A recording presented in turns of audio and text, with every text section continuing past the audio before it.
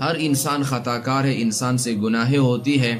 ہر انسان دنیا میں آیا ہے، نفس اور شیطان کا ان کے ساتھ تعلق ہے۔ تو اس انسان کو چاہیے کہ جب بھی اس سے گناہ ہو جائے، جب بھی اللہ کی نافرمانی ہو جائے، تو اس کو چاہیے کہ سب سے پہلے اللہ سے استغفار مانگا کرے کہ اے اللہ، میں اپنے گناہوں پر پیشمان ہوں، میں نے یہ گناہ کیا ہے، اب میں اس گناہ کو چھوڑ کر آپ کی بارگاہ میں توبہ کرنا چاہتا ہوں۔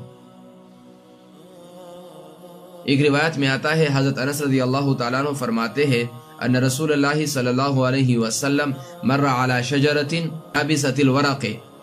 آپ علیہ الصلوۃ والسلام خشک پتوں والے ایک درخت کے پاس سے گزرے تو آپ نے اپنا عصا مبارک اس کی ٹہنیوں پر مارا،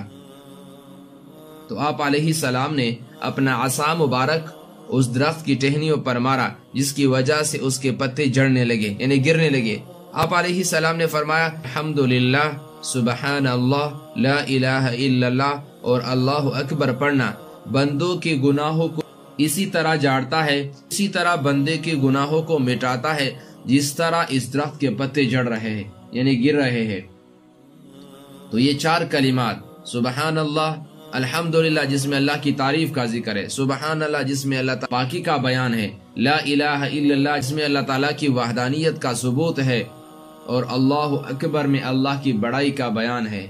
جب یہ چاروں چیزیں اکٹھی ہو جائے اور اس کو ایک بندہ پڑھا کرے گا تو اللہ تبارک و تعالیٰ اس کی برکت سے اس کو گناہوں کو مٹا دے گا۔ کلمات مختصر، وقت مختصر، مگر اس کا فائدہ، اس کا ثواب سب سے زیادہ۔